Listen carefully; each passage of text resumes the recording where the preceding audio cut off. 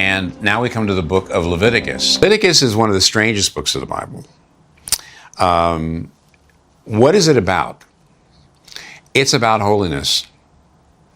And it's about, especially for us, it's a rather strange. It is about how God laid out the rules so that the Israelites could be holy and therefore they could worship and come into his presence. The Old Testament isn't intended for anybody other than Israel. He fulfilled the Levitical law already. He is our sacrifice. Much said about God's mercy, much said about his grace. There is a great emphasis on the fact that God forgives, that he empowers. Almost nothing is said about the law of God, about the judgment of God, about the heinousness of violating his law and the just consequences of such a violation. And so, in a sense, the gospel, which means the good news, is stripped of what is really good because people don't know what is really bad, which makes the good news such good news. Welcome to Diggin Deeper, a simple Bible study where we dig deeper into the Word of God.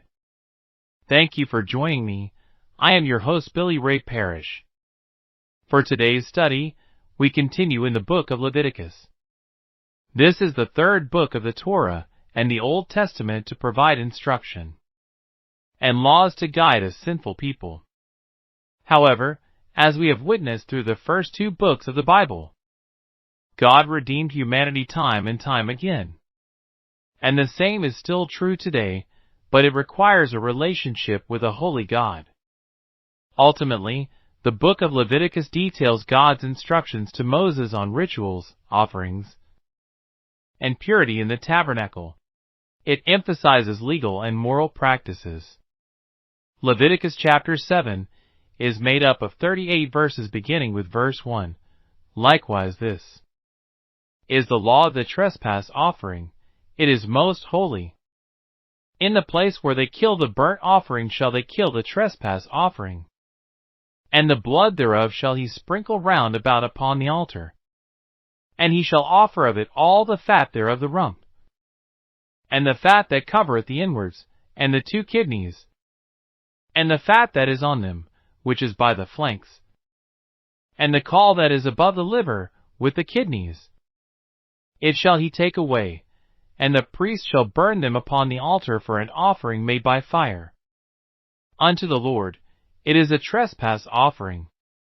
Every male among the priests shall eat thereof. It shall be eaten in the holy place. It is most holy. As the sin offering is, so is the trespass offering. There is one law for them. The priest that mocketh atonement therewith shall have it, and the priest that offereth any man's burnt offering. Even the priest shall have to himself the skin of the burnt offering which he hath offered, and all the meat offering that is baken in the oven, and all that is dressed in the frying pan, and in the pan shall be the priest that offereth it, and every meat offering mingled with oil. And dry shall all the sons of Aaron have, one as much as another. And this is the law of the sacrifice of peace offerings, which he shall offer unto the Lord, if he offer it for a thanksgiving. Then he shall offer with the sacrifice of thanksgiving unleavened cakes mingled with oil, and unleavened wafers anointed with oil, and cakes mingled with oil of fine flour fried. Besides the cakes, he shall offer for his offering leavened bread with the sacrifice of thanksgiving of his peace offerings.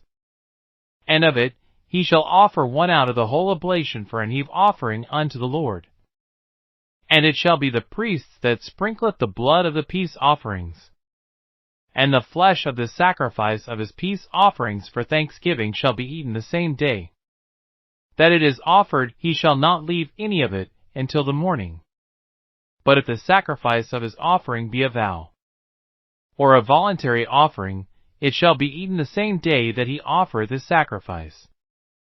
And on the morrow also the remainder of it shall be eaten, but the remainder of the flesh of the sacrifice on the third day shall be burnt with fire. And if any of the flesh of the sacrifice of his peace offerings be eaten at all on the third day, it shall not be accepted, neither shall it be imputed unto him that offereth it, it shall be an abomination, and the soul that eateth of it shall bear his iniquity. And the flesh that toucheth any unclean thing shall not be eaten, it shall be burnt with fire. And as for the flesh, all that be clean shall eat thereof. But the soul that eateth of the flesh of the sacrifice of peace offerings, that pertain unto the Lord, having his uncleanness upon him, even that soul shall be cut off from his people. Moreover, the soul that shall touch any unclean thing, as the uncleanness of man, or any unclean beast, or any abominable unclean thing, and eat of the flesh of the sacrifice of peace offerings, which pertain unto the Lord, even that soul shall be cut off from his people. And the Lord spake unto Moses, saying, Speak unto the children of Israel, saying, Ye shall eat no manner of fat of ox, or of sheep, or of goat, and the fat of the beast that dieth of itself, and the fat of that which is torn with beasts may be used in any other use. But ye shall in no wise eat of it. For whosoever eateth the fat of the beast, of which men offer an offering made by fire unto the Lord, even the soul that eateth it shall be cut off from his people. Moreover, ye shall eat no manner of blood, whether it be of fowl, or of beast, in any of your dwellings. Whatsoever soul it be that eateth any manner of blood, even that soul shall be cut off from his people. And the Lord spake unto Moses, saying, Speak unto the children of Israel, saying, He that offereth the sacrifice of his peace offerings unto the Lord shall bring his oblation unto the Lord of the sacrifice of his peace offerings. His own hand shall bring the offerings of the Lord made by fire, the fat with the breast. It shall he bring, that the breast may be waved for a wave offering before the Lord. And the priest shall burn the fat upon the altar, but the breast shall be Aaron's and his sons'. And the right shoulder shall ye give unto the priest for an heap offering of the sacrifices of your peace offerings. He among the sons of Aaron, that offereth the blood of the peace offerings. And the fat shall have the right shoulder for his part.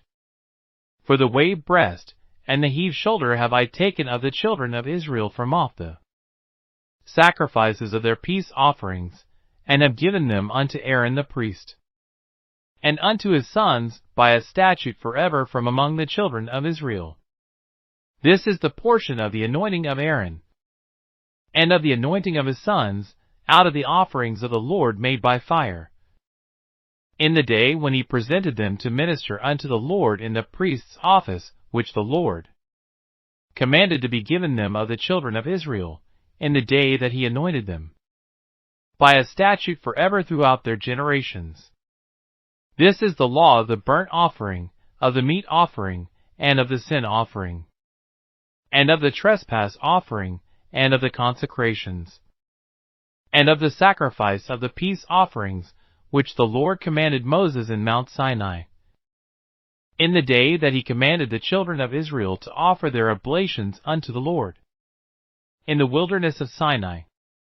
Chapter 7 introduces the law of the guilt offering, which is described as most holy. The introduction establishes the law for the trespass offering, which is a holy offering that is killed at the altar of burnt offering. Verse 2 explains the guilt offering should be slaughtered in the same place as the burnt offering, and its blood should be splashed against the sides of the altar. Verse 3 describes the procedure for the peace offering, specifying that the offerer must present all the fat from the animal as part of the offering.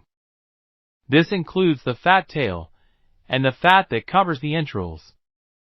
The fat is to be burned on the altar as an oblation to the Lord. Verse 4 discusses the handling of fat from the sin offering. The passage states that the fat of the sin offering should be removed and burned on the altar. This includes specific parts of the animal, such as the fat tail, and the fat that covers the entrails. The fat represents the best parts of the animal, which are dedicated to God, symbolizing the offering of the best one as to God. Verse 5 states that the priest shall burn the fat of the reparation offering on the altar as an offering to the Lord. Specifically, the fat includes the fatty tail, the fat that covers the inner organs, and all the fat that adheres to them, as well as the 2 kidneys with the fat on them near the loins, and the lobe of the liver, which is removed with the kidneys. This ritual is part of the reparation offering, which is a type of sacrifice meant to make atonement for sins. Verse 6: Every male of the priestly line may eat of the reparation offering, but it must be eaten in a sacred place, and it is considered most holy. This means that the portion of the reparation offering designated for the priests must be consumed within the sanctuary, emphasizing its sacred nature. The priests and their sons were allowed to eat the flesh of the trespass offering after the fat was removed and burned. Verse 7 explains the same law applies to both the sin offering and the guilt offering, and they belong to the priest who makes atonement with them. In other words, both types of offerings are treated the same way in terms of who is entitled to them, which is the priest performing the atonement ritual.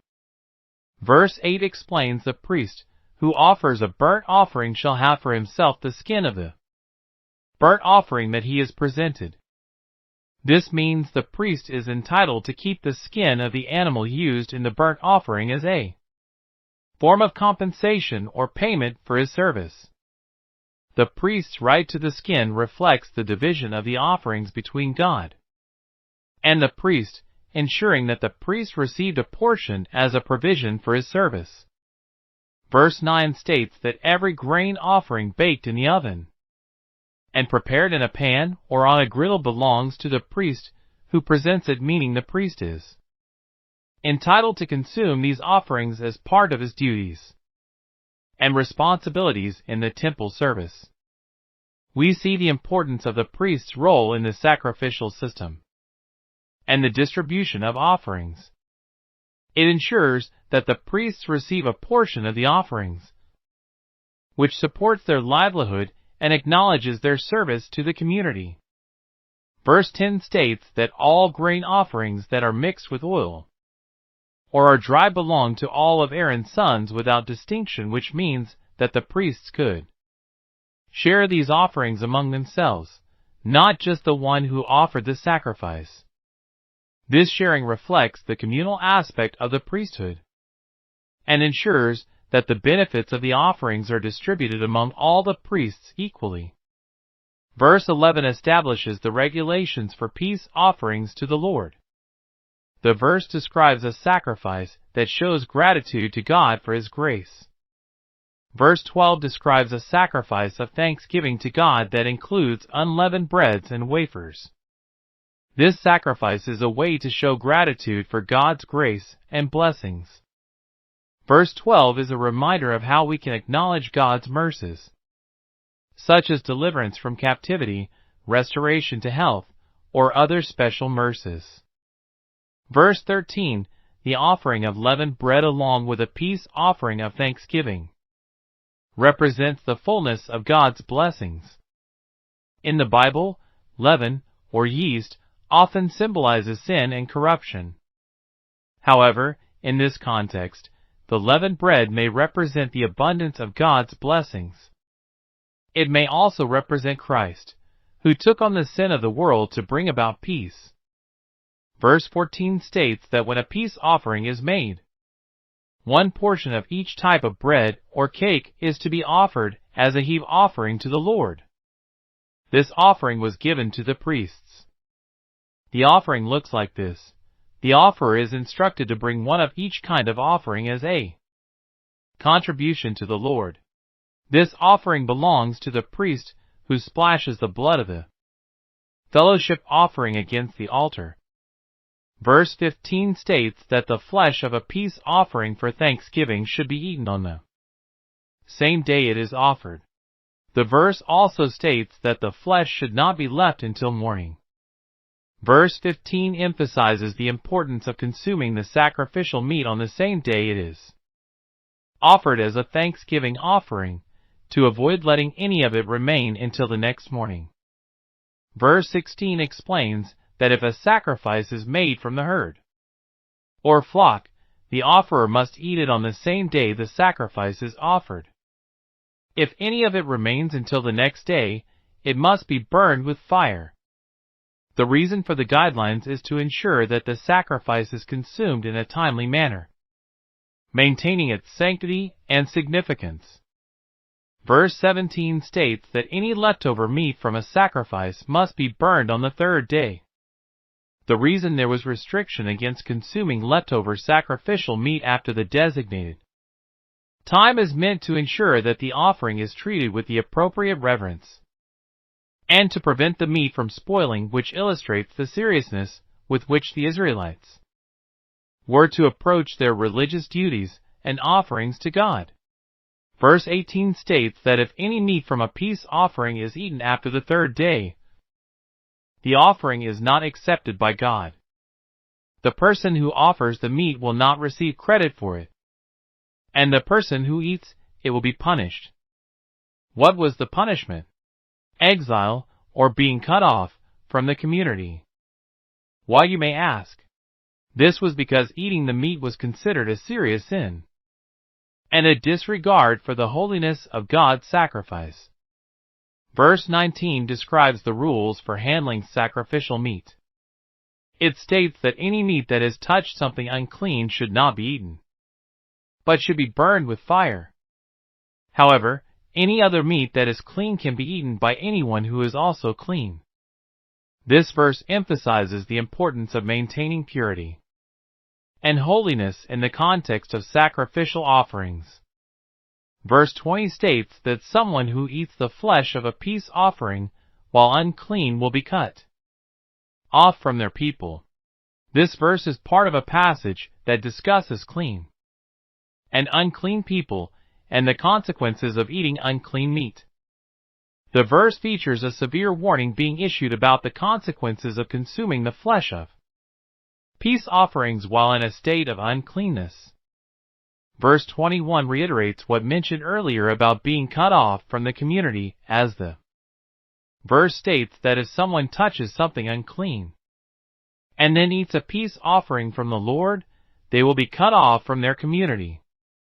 This verse is about the serious sin of disregarding the holiness of God's sacrifice.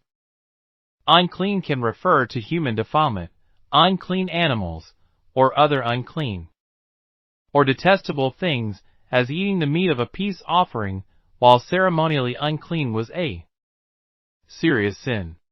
The strong penalty of excommunication was reserved for those who knowingly ate of the peace offering. Verses 22 and 23 prohibit the Israelites from eating the fat of certain animals, such as oxen, sheep, and goats. The verse also prohibits eating blood. For example, the fat of an animal that dies naturally or is torn by wild beasts can be used for other purposes, but it cannot be eaten. And the blood of any animal or bird cannot be eaten. The law prohibited the Israelites from eating blood because blood represents the life of an animal or person which belongs to God. Verse 24 states that you should not eat the fat of an animal that has died naturally or been killed by wild animals, but you can use it for other purposes. Verse 25 states that eating the fat of an animal that has been offered to the Lord as a sacrifice is grounds for being cut off from one's people. In the Levitical law, fat was considered the richest and most desirable part of the animal, and it was reserved exclusively for God. Fat represented the best part of an animal sacrifice, signifying the most valuable portion being dedicated to God as a sign of reverence and complete devotion essentially. It was considered the choice cut that belonged solely to the divine being, symbolizing the giver offering the very best to their deity. Verse 26 states that Israelites were not to eat the blood of any animal or bird, and this applied to all dwellings. This prohibition was part of the Old Covenant laws, and illustrates the importance of adhering to specific dietary laws and practices as outlined in the Levitical Code. Verse 27 further emphasizes the prohibition against consuming blood, which is a significant dietary law in the context of the Old Testament. It warns that anyone who violates this law will face severe consequences, being cut off from his people, indicating exclusion from the community. Verse 28 explains the Lord instructs Moses to tell the Israelites about the offerings they should bring to the Lord. Specifically, if someone offers a fellowship offering, they must present the offering to the Lord themselves with their own hands, including the fat and the breast, which are to be waved as a wave offering before the Lord. Verse 29 emphasizes that the person offering the sacrifice should present a portion of the offering directly to the Lord, signifying the voluntary nature of the gift and the dedication of the sacrifice to God. Verse 30 states that the person offering a communion sacrifice to the Lord should present the food offering with their own hands. Specifically, they are to bring the fat together with the breast and wave the breast before the Lord as a wave offering. As the act of presenting the offering with one's own hand signifies a personal and direct act of worship and dedication. Verse 31 states that the priest shall burn the fat on the altar, but the breast shall be for Aaron and his sons. This means that while the fat from the offering is to be burned as part of the sacrifice, the breast of the animal is designated as a portion for the priests to consume. Verse 32 the person offering the sacrifice should give the right thigh to the priest as a contribution from their peace offerings. Verse 33 describes that the priest who performs the sacrificial duties, specifically offering the blood and fat of the fellowship offering, is entitled to receive the right thigh of the sacrificed animal as his share. This practice highlights the priest's crucial role in handling the most sacred parts of the sacrifice, including offering the blood, which represents life, and the fat, considered the best part. Verse 34 describes the portion of the peace offerings that God designated for the priests. Specifically, it states that God took the breast of the wave offering and the thigh of the contribution from the sacrifices of the peace offerings, and gave them to Aaron the priest and his sons as their allotted portion forever from the sons of Israel. Verse 35 describes the portion of the offerings that were allotted to Aaron and his sons on the day they were presented to serve the Lord as priests. This provision was made to ensure that the priests would have a comfortable maintenance from the offerings brought by the people. It was a statute forever throughout their generations. Verse 36 describes the provision made for the priests, specifically Aaron and his sons, on the day they were anointed to serve as priests. The Lord commanded the Israelites to give this portion to the priests as their perpetual share for the generations to come. Verse 37 summarizes the laws of various offerings, including the burnt offering, the grain offering, the sin offering, the guilt offering, the ordination offering, and the peace offering, which marks the end of the laws. Verse 38 indicates that the instructions given in Leviticus 7 were commanded by God to Moses at Mount Sinai, on the same day when the Israelites were instructed to bring their offerings to the Lord in the wilderness of Sinai.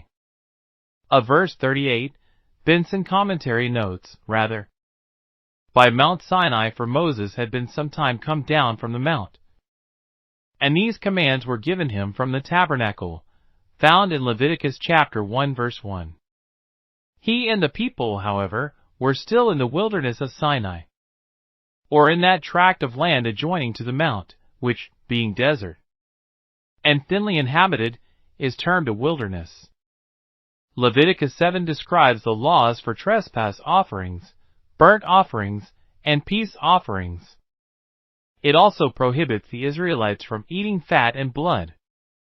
Further, the issue is cleanliness in the sense of God's religious laws. The trespass offering is similar to the sin offering, and is governed by the same rules.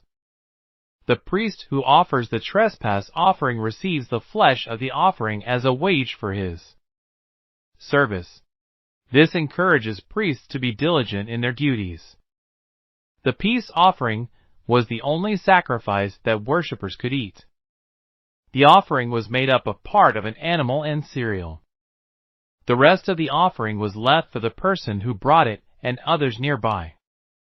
The peace offering was a voluntary sacrifice meant to express thanksgiving, devotion, or a vow to God, and it symbolized the joy and peace that come from fellowship with God. The fat, being the choicest part of the offering, was not to be eaten by the offerer, but was to be burned on the altar, signifying that the best parts of the offering were given to God. In regards to verse 32, the thigh, or the shoulder, the right shoulder is given to the priest as food for himself and his family. The breast of the peace offering is weighed before the Lord, and then becomes the portion of the priests. The breast is said to represent divine affection, while the shoulder represents divine power. In some theological circles, this verse is interpreted parts of the offering as representing Christ as the wisdom and power of God. We have reached the end of our Bible study today for Leviticus Chapter 7. I am excited to be in a new book of the Bible, and we have finished the first 7 chapters of Leviticus.